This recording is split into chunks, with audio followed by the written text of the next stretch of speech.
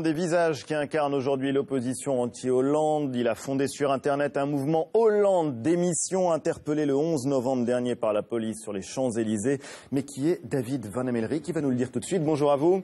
Bonjour Ali. Et bienvenue. Vous avez 33 ans. Oui. Polytechnicien, entré en militantisme au moment des débats sur la loi sur le mariage pour tous. Vous avez fondé en juillet dernier un mouvement Hollande démission. Tout est parti d'Internet ? C'est parti d'Internet parce qu'il fallait préparer le terrain. On avait en tête une action choc, la banderole aérienne qui a fait le tour des plages. C'était cet été ? C'était cet été. Vous avez fait le tour des plages avec un ULM qui tirait cette banderole Hollande démission. Le Figaro vous présente comme le cerveau de la contestation anti-Hollande. C'est un compliment ?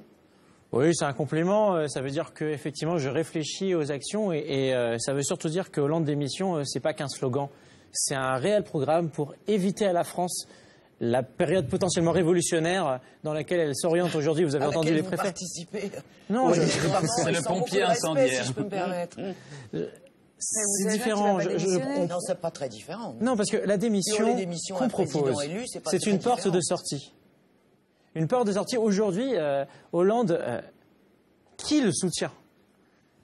Des gens socialistes qui, par loyauté, soutiennent le président. Enfin, il a été élu au suffrage universel il y a 18 mois. Mais le 11 novembre dernier, vous avez été interpellé par la police sur les Champs-Élysées. C'était avant même les débordements, puisque vous êtes l'un des organisateurs du rassemblement qui a perturbé la commémoration du 11 novembre. Vous avez hué le président de la République, poursuivi aujourd'hui pour organisation de manifestations non déclarées. Et pendant votre garde à vue, les policiers vous ont laissé votre téléphone portable où vous l'avez planqué. Vous avez réussi à tweeter et vous avez dit la chose suivante. Dites à la presse que je ne suis pas d'extrême droite. Qu'est-ce que ça avait comme sens, ce message ? Je n'étais pas encore en garde à vue.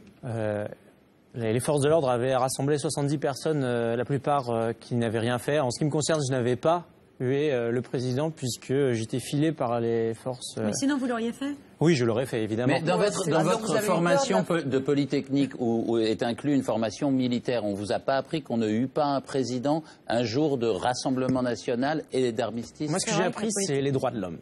Les droits de l'homme, c'est la capacité d'un peuple... Les droits de l'homme, c'est tout et n'importe quoi pour vous ? C'est le droit de huer le président n'importe quand ? Non.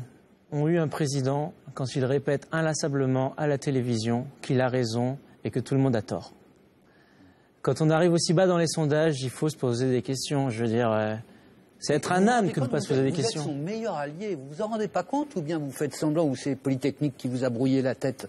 Parce que vous et les extrémistes de droite qui contestaient sa légitimité alors qu'il est élu pour 5 ans, mais vous allez pousser les gens à se rassembler autour de lui, continuez à faire vos cris d'oiseaux là lors des manifestations nationales. Vous le renforcez. Donc vous vous rendez pas compte de ça ? Alors, je peux me permettre de répondre à Ali tout à l'heure. Je ne suis pas un extrémiste de droite. Non, mais je vous êtes ensemble. Même si vous partagez un très grand nombre de combats communs avec eux. On voit plus trop la différence. On va vous laisser répondre. Oui. D'abord, expliquez-nous, vous n'êtes pas un extrémiste de droite, pourtant vous partagez un certain nombre de combats avec des gens d'extrême droite, que ce soit les manifestations du 11 novembre, que ce soit la lutte contre le mariage pour tous. Vous vous retrouvez souvent dans les manifs avec eux ? Oui, je me retrouve avec tous les gens qui sont effectivement dans la contestation. Demain, vous me retrouverez peut-être sur une manifestation de la CGT. Vous me retrouverez dans les manifestations bretonnes. J'étais à Quimper. Je suis contre l'écotaxe.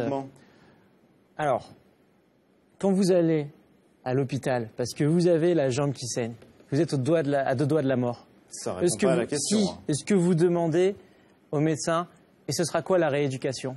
Non, la première chose à faire, c'est de poser le garrot et sauver une vie. Et aujourd'hui, la France va mal et à cause d'un homme, François Hollande. Et il faut poser le garrot. Vous êtes de droite, de gauche. Vraiment sérieux. Oui, je suis vous vraiment croyez à ce que vous dites, c'est hallucinant, quoi. D'être aussi simpliste, dire qu'il y a d'autres causes quand même au mal. Il y a aussi une politique avant, il y a aussi des forces qui sont en jeu. Oui, comment vous pouvez simplifier sur le les plan choses fiscal, sur le plan... Il faut voir comment la France est perçue actuellement à l'international. Non, restons en France, parce qu'à l'international, c'est pas... Il a été élu démocratiquement. Il a été. Ça, vous le niez. Vous réclamez un référendum sur le droit de la nation à destituer le président. Oui, mais c'est ça l'exercice de la démocratie de tout temps en République. Il y a eu la capacité à exercer une motion de censure. Aujourd'hui, on a une espèce de président super Premier ministre de tout temps, qui est indestituable. Mais peu importe. Oui, enfin... Le coup d'État est démocratique aussi, tant qu'on y est. Il n'y a pas moyen de convaincre de revenir en arrière sur des réformes plutôt que de demander la démission. Il n'y a pas des moyens de convaincre un gouvernement ? Mais dans une société... Un exécutif ?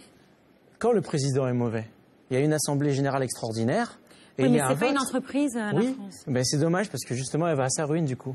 Mais c'est vrai que ça s'appelle le suffrage universel, on y revient toujours. Vous allez être convoqué en janvier prochain pour répondre de vos actes. J'imagine que vous n'êtes pas très inquiet, de toute façon ça ne permet que de porter votre parole encore plus haut et plus fort. Mais ce qui est intéressant, c'est de savoir combien vous êtes aujourd'hui, puisque c'est vrai que ce sont des mouvements extrêmement épars qui se réunissent. Vous dites vous-même que vous n'êtes pas d'extrême droite, mais vous vous retrouvez avec des gens d'extrême droite dans les manifs. Vous arrivez à mesurer le nombre de personnes qui vous suivent derrière ce slogan Hollande démission ? Oui, de par les signataires qui ont déjà signé nos pétitions, on a environ 40 000 signataires pour le moment, et ça ne fait que grandir de jour en jour. C'est un début. Au fur et à mesure, on mène des actions qui seront suffisamment percutantes pour augmenter notre audience. Si on suivait votre logique factieuse, là, et qu'au fond, Hollande était démissionné, qu'est-ce qui se passe? Mais des élections. Mais la droite n'est pas prête. La droite n'est pas prête du tout. Je suis pas vous voyez bien.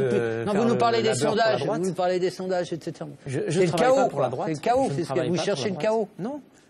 Je veux des élections. Oui, mais il y a plus de stabilité. Soyez un peu patient, elles arrivent dans 3 ans et demi, et puis vous pourrez voter au municipal, il y a les européennes également. Vous allez dire aux gens qui sont au chômage d'être de patients. voter. Vous allez dire aux gens qui paient trop d'impôts d'être patients. La France en a ras-le-bol. On aura compris votre propos, mais merci d'être venu témoigner sur notre plateau, David Van Emmelerijk. Donc le cerveau de la contestation anti-Hollande, à en croire Le Figaro, et pendant